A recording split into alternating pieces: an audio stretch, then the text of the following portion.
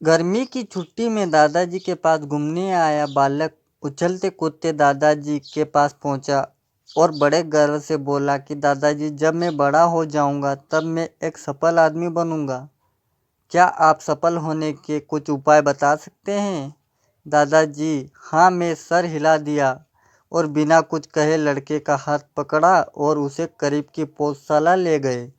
वहां जाकर दादाजी ने दो छोटे छोटे पौधे खरीदे और घर वापस आ गए। वापस आकर उन्होंने एक पौधा घर के बाहर लगा दिया और दूसरा पौधा गमले में लगाकर घर के अंदर रख दिया। अब आपको क्या लगता है कि इन दोनों पौधों में से भविष्य में कौन सा पौधा अधिक सफल होगा? दादाजी ने लड़के से पूछा। लड़का कुछ समय तक सोचता रहा और फिर बोला, घर के अंदर वाला पौधा ज़्यादा सफल होगा क्योंकि वो हर खतरे में सुरक्षित है, जबकि बाहर वाले पौधे को तेज धूप, आंधी, पानी और जानवरों से भी खतरा है। दादाजी बोले, चलो देखते हैं आगे क्या होता है, और वह अखबार उठाकर पढ़ने लगे। दादाजी ने दोनों पौधों पर ज़्यादा ध्यान देते रहे और समय बीतता गया। 3-4 साल बाद जब एक बार फिर वह लड़का अपने माता पिता के साथ गांव घूमने आया, तब अपने दादाजी को देखा तो देखते ही बोला, दादाजी, पिछली बार मैंने आपसे सफल होने के कुछ उपाय मांगे थे पर आपने तो कुछ भी नहीं बताया था, पर इस बार आपको कुछ बताना होगा। दादाजी ने मुस्कुराए और लड़के को उस जगह ले गए जहां उन्होंने गमले में पौधा लगाया था। अब वहां पौधा एक पेड़ में बदल चुका था। लड़का बोला, देखा दादाजी, मैंने कहा था ना कि ये वाला पौधा ज़्यादा सफल होगा। दादाजी ने बोला कि अरे पहले बाहर वाले पौधे का हाल तो देख लो। और ये कहते हुए दादाजी लड़के को बाहर ले गए। बाहर एक विशाल पेड़ गर्व से खड़ा था। उसकी शाखाएं दूर दूर तक फैली हुई थी और उसकी छांव में खड़े राहगीर आराम से बातें कर रहे थे।